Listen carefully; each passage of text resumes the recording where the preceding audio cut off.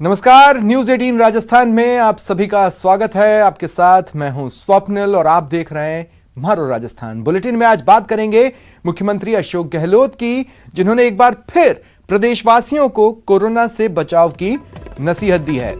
साथ ही बात करेंगे परीक्षा पर फंसे पेच की, बात होगी टिड्डी टेरर की, फिर बात करेंगे कहां कहां हक के लिए लोगों ने हल्ला बोला। इसके अलावा बताएंगे आखिर अलवर में किसका राज है और दिखाएंगे आपको कोरोना काल में कुदरत से प्रेम। तो सबसे पहले बात कर लेते हैं अलवर की। सवाल यह है कि यहां किसका राज है। बेखौफ बदमाशों का कहर हर कभी देखने को मिलता है। बानसूर में आज दिन दहाड़े 6 से ज्यादा बदमाशों ने फायरिंग की और दहशत फैलाई। बदमाशों के द्वारा खुलेआम हथियार लहराते हुए फायरिंग करते हुए सीसीटीवी में तस्वीरें कैद हो गईं। आप उन्हें टीवी स्क्रीन पर देख पा रहे हैं। बदमाशों का तांडव आप देख सकते हैं। बानसूर में हरसौरा चौक पर जमीनी विवाद को लेकर बदमाशों ने फायरिंग की।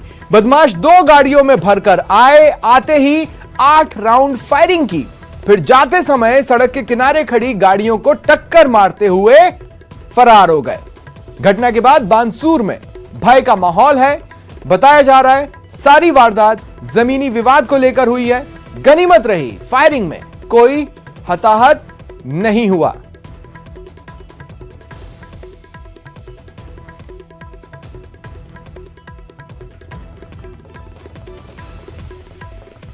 तो ये सीसीटीवी तस्वीरें और वारदात के बाद की तस्वीरें, ये दोनों ही आप अपने टीवी स्क्रीन पर देख सकते हैं।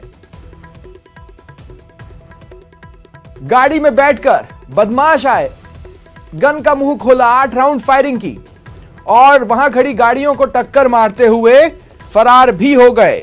आखिर अलवर में किसका राज है।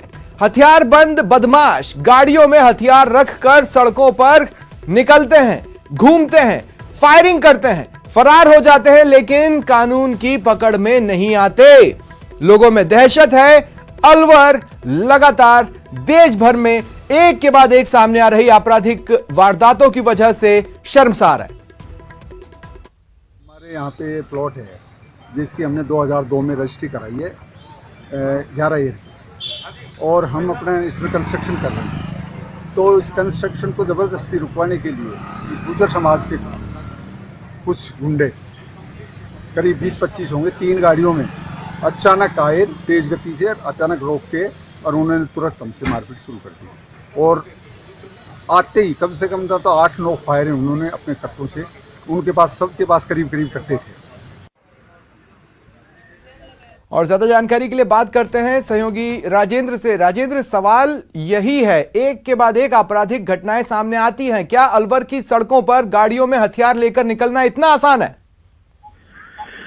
जी, अलवर में अपराधियों के बेखौफ होने का ये एक नजारा है। और सबसे बड़ी बात यह है कि इस पूरे मामले में अभी तक पुलिस थाने में मुकदमा दर्ज नहीं हुआ है। ना तो पुलिस ने इस मामले में मुकदमा दर्ज कराया है और ना ही अभी पुलिस अधिकारियों का कहना है कि जो पार्टी है जिसमें फायरिंग की गई है जिन्हें, वो भी अभी तक मुकदमा दर्ज कराने नहीं आई है। तो कहीं ना कहीं ये कहा जा सकता है या तो पार्टी अभी भी बदमाशों के खौफ के चक्कर में थाने पे नहीं पहुंच पा रही है, या पुलिस क्या कर रही है। ये एक नजारा है कि पुलिस खुद मुकदमा दर्ज करके कार्रवाई क्यों नहीं कर रही। लेकिन राजेंद्र, सुयो मोटो या स्वतः संज्ञान भी तो एक शब्द है।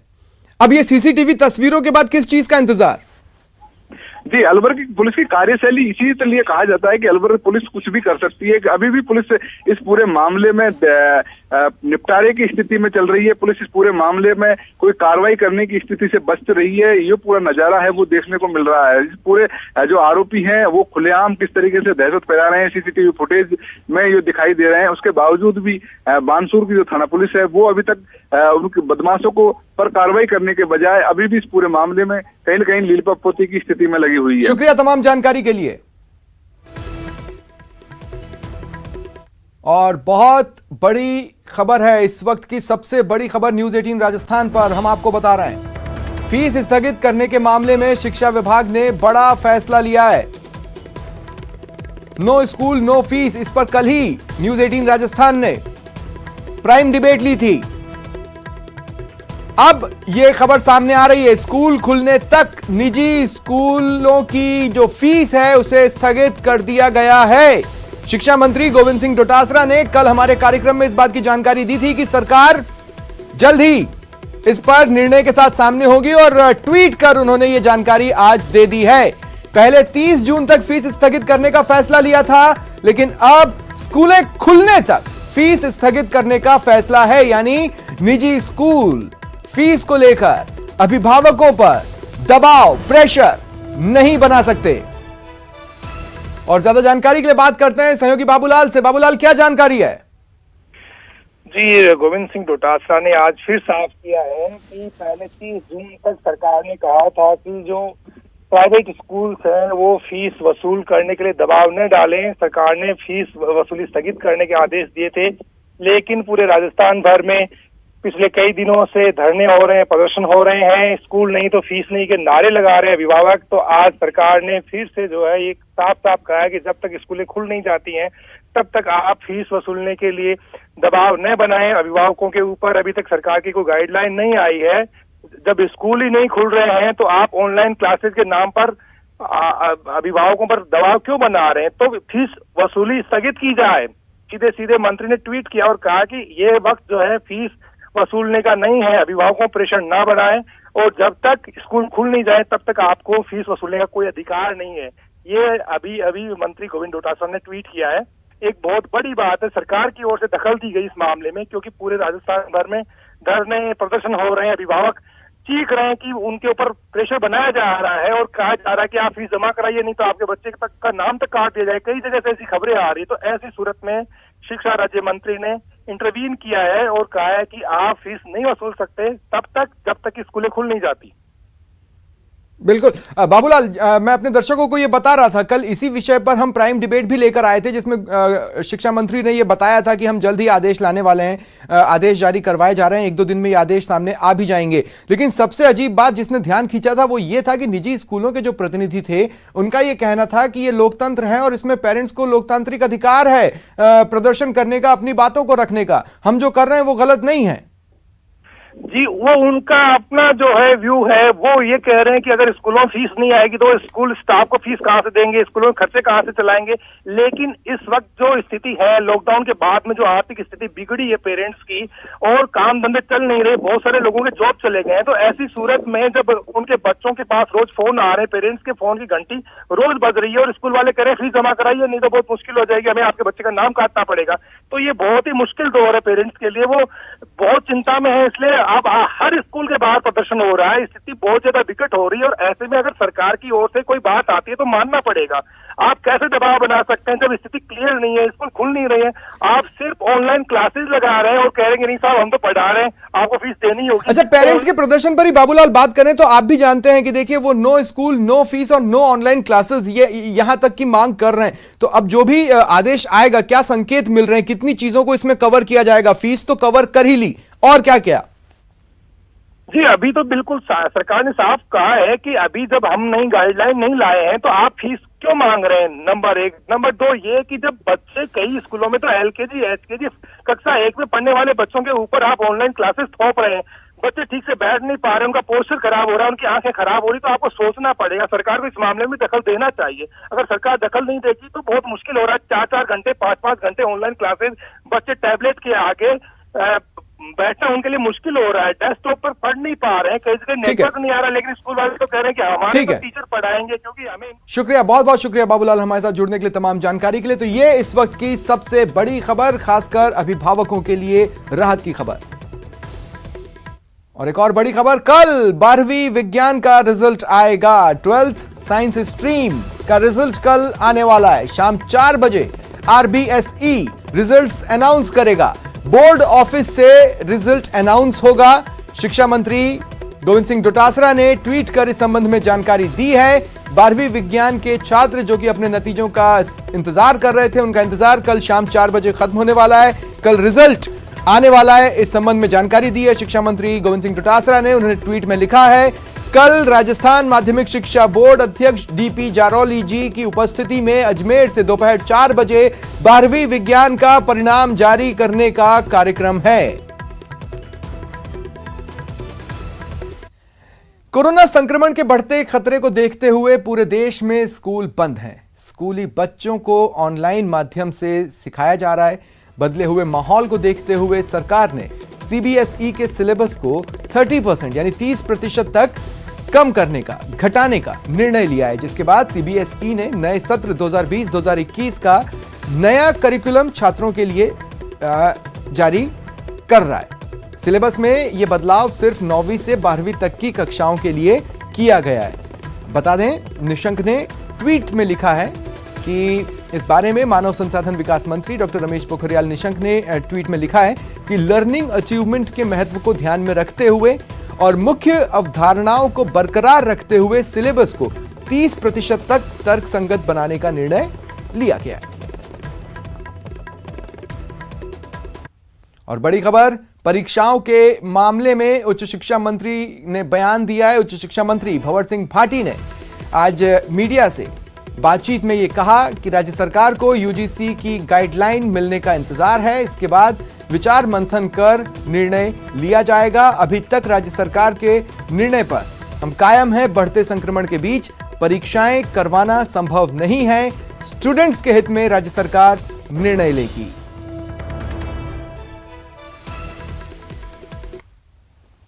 मिड जुलाई से, जुलाई के दूसरे सप्ताह से, तो 9 तारीख से परीक्षाएं प्रारंभ होनी थी। ऐसी स्थिति में सरकार को निर्णय लेना अति आवश्यक था। आज से 1.5 महीने पहले हमने जब ये कार्यक्रम शेष रही परीक्षाओं के आयोजन का कार्यक्रम बनाया था, तो उस समय जो हमारी कोविड की स्थिति थी उसको हम ये मान के चल रहे थे कि 1.5 महीने बाद स्थिति में सुधार होगा। लेकिन जुलाई के दूसरे सप्ताह में और ज्यादा हमारे पेशेंट की संख्या बढ़ी। इस वजह से हमने पुनर्विचार करके और इन तमाम परिस्थितियों को देखते हुए ये निर्णय लिया। मुख्यमंत्री अशोक गहलोत ने आज सैनिक कल्याण विभाग की समीक्षा बैठक की और कोरोना नियंत्रण में पूर्व सैनिकों के सहयोग पर मंथन किया। साथ ही सैनिक कल्याण से जुड़े कई मुद्दों पर बातचीत की। इस दौरान पूर्व सैनिकों के साथ सैनिक कल्याण मंत्री प्रताप सिंह खचरियावास, चिकित्सा मंत्री रघु शर्मा और सीएस राजीव स्वरूप भी मौजूद रहे। वीसी में सीएम ने कहा कि खुद का बचाव खुद करें, भीड़ में नहीं जाएं, हेल्थ प्रोटोकॉल का पालन करें, जागरूकता अभियान को आगे भी जारी रखें।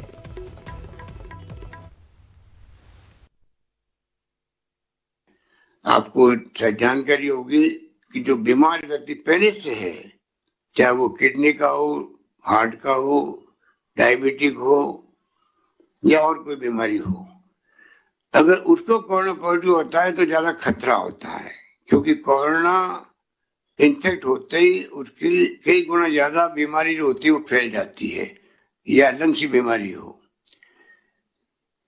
इसलिए हम कहते हैं बुजुर्गों में विशेष ध्यान रखो, 60 साल के बड़े लोगों का, या ज्यादा बीमारी एक साथ में है तो उसके लिए बहुत मुश्किल काम होता है, इलाज करना भी और बचना भी। उनका विशेष ध्यान रखें, या 10 साल के छोटे बच्चे उनका विशेष ध्यान रखें। बाकी लोग बचते हैं पर कभी कभी वो भी व्यक्ति चला जाता है दुनिया से। हमें हर व्यक्ति का ध्यान रखना है और उसका 2 अप्रोच है, या तो हम टेस्टिंग बढ़ाएंगे तो संख्या बढ़ेगी। संख्या बढ़ने से घबराने की जरूरत नहीं आपको, अखबार में पढ़ करके। हेल्थ इंफ्रास्ट्रक्चर को मजबूत करने के लिए खर्च की जाएगी आने वाले समय में। पूरी तैयारियां इसकी हो गई। सब सेंटर लेके पीएससी हो, सीएससी हो, उप जिला चिकित्सालय हो, डिस्ट्रिक्ट हॉस्पिटल हो या मेडिकल कॉलेज से जुड़े अस्पताल हो, वहां पे वो सारी व्यवस्थाएं की जा रही है जो इस महामारी के मुकाबले के लिए जरूरी है।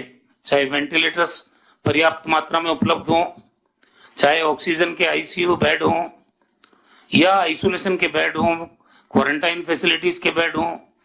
क्योंकि ये कोरोना का संकट ऐसा है, इसमें लोग चाहते थे कि उनको प्रमोट किया जाए। आपका ये डिसीजन बहुत बड़ा रहा और लगातार राजस्थान में आप लोगों को ये पता होना चाहिए 6 करोड़ लोगों तक फ्री ऑफ कॉस्ट गेहूं, दाल ये राजस्थान की सरकार की तरफ से उपलब्ध कराना, 1 करोड़ लोगों के खातों में डायरेक्ट पैसे जमा कराना।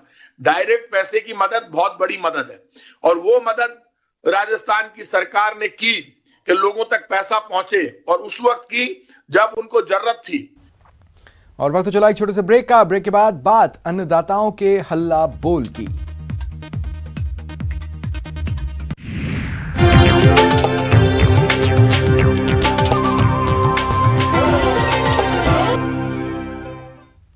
और बात करते हैं हक के लिए हल्ला बोल की। दो तस्वीरें आपके टीवी स्क्रीन पर। एक तरफ सीवरेज के धीमे काम के खिलाफ लोगों ने अपनी नाराजगी जाहिर की, वहीं जयपुर में अन्नदाताओं ने महापड़ाव डाला। इन खबरों को विस्तार से आपको बताते हैं। चना की पूरी सरकारी खरीद की मांग को लेकर किसानों का आंदोलन जारी है। पिछले 3 दिन से जयपुर के महिला गांव में किसानों ने अपना पड़ाव डाला हुआ है। इस बीच किसानों की अधिकारियों के साथ 2 दौर की वार्ता भी हुई, लेकिन उसका निष्कर्ष नहीं निकला। वहीं अधिकारियों ने मामले पर बातचीत के लिए किसानों से कुछ दिन का वक्त मांगा है। की चढ़ाई के अंतर्गत चल रहे आंदोलन में महिला पर पड़ाव का 3रा दिन है। सरकार से 2 दौर की बातचीत हो चुकी। कल सरकार ने समय मांगा और किसानों ने घोषणा की हमारा पड़ाव दूध में जारी रहेगा। यदि सरकार का संकेत सकारात्मक नहीं हुआ तो किसान कूच करने को भी तैयार है। बूंदी में सीवरेज के धीमे काम पर लोगों का गुस्सा फूटा और स्थानीय लोगों ने प्रशासन के खिलाफ हल्ला बोला। ये विरोध प्रदर्शन पार्षद मनीष सिसोदिया और कर्ण शंकर सैनी के नेतृत्व में हुआ। हालांकि मौके पर पहुंचे नगर परिषद आयुक्त अरुणेश शर्मा ने आक्रोशित लोगों से समझाइश कर जल्द ही सीवरेज लाइन से क्षतिग्रस्त हो रही सड़क की मरम्मत करवा दिए जाने का आश्वासन दिया। इसके बाद करीब 1.5 घंटे बाद जाम हटाए जाने से बालचंद पाड़ा क्षेत्र में आवागमन बहाल हो पाया। 4 साल से सीवरेज वाले बूंदी शहर के अंदर जगह जगह खड्डे खोद खोद के छोड़ रहे हैं सीवरेज नाम डालने के नाम पर। कहीं खड्डा छोड़ रहा है, कभी कहीं क्या छोड़ रहे हैं, कुल करके आधे तो काम करके वार्ड में भी अभी तक पूरे सीवरेज का काम नहीं हुआ हमारा। इसके लिए पिछले बाजे बड़ा से लेकर के और मीरा गेट तक की जो सड़कें खुदी हुई है उसके लिए लोग गिर रहे हैं। आज का ये जो धरना प्रदर्शन है ये पूरे बालचंदपाड़ा से लेकर चारभुजा मंदिर तक की जो बीच की जो सड़क है ये सीवरेज के द्वारा इन्होंने काम किया, काम करके अधूरा छोड़ दिया, फिर इसको सड़क बनाई नहीं। फिर हमने इधर भेड़ू दरवाजे किया, लगभग 4 महीने पहले वहाँ पर धरना प्रदर्शन किया, जिससे ये यहाँ नाड़ के छोटे से और सूरज जी के बट तक की सड़क उन्होंने बना दी।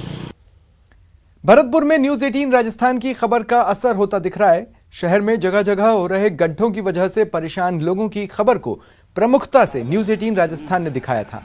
अब नगर निगम ने इसका संज्ञान लिया है और शहर में खराब पड़ी सड़कें बनाना शुरू कर दिया गया है। 1-2 दिन में सड़क बढ़िया तरीके से बनकर तैयार हो जाएगी। वहीं सड़क बनने से स्थानीय लोगों को गड्ढों से मुक्ति भी मिलेगी। और अब बात उन पेरेंट्स की जिन्होंने निजी स्कूलों के खिलाफ फीस को लेकर हल्ला बोला और जमकर प्रदर्शन किया। कुछ ही पलों पहले मारो राजस्थान में इन तमाम परेशान पेरेंट्स के लिए राहत भरी खबर हमने आप तक पहुंचाई। जिस कॉज के लिए ये प्रदर्शन कर रहे हैं, जो नाराजगी है उस पर बड़ा असर हुआ है और अब स्कूल की मनमर्जियां नहीं चलेंगी क्योंकि पेरेंट्स की अर्जियां स्वीकार कर ली गई हैं। जयपुर में निजी स्कूलों के फीस बढ़ोतरी के खिलाफ अभिभावकों ने प्रदर्शन किया। अभिभावकों ने रेयान इंटरनेशनल स्कूल के बाहर फीस बढ़ोतरी के विरोध में प्रदर्शन किया। इस दौरान सभी अभिभावकों ने नो स्कूल नो फीस का नारा बुलंद किया। और इधर चित्तौड़गढ़ में भी निजी स्कूलों की मनमानी के खिलाफ पेरेंट्स सड़कों पर उतरे। शहर के कलेक्ट्रेट चौराहे पर अभिभावकों ने सांसद सीपी जोशी की मौजूदगी में फीस बढ़ोतरी और ऑनलाइन पढ़ाई के दौरान बच्चों को ड्रेस पहनने के फरमान के खिलाफ प्रदर्शन किया।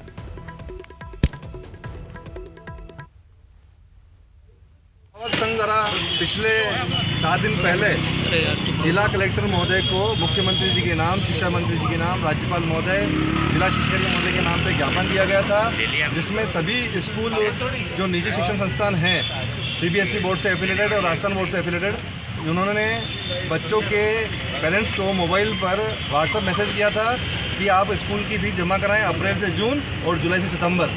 इसके साथ ही उन्होंने ऑनलाइन एजुकेशन शुरू कर दी है। वक्त चला एक ब्रेक का। ब्रेक के बाद दिखाएंगे खबरें जो अपने आप में पूछ रही है सवाल, टिड्डियों का अंत कब होगा।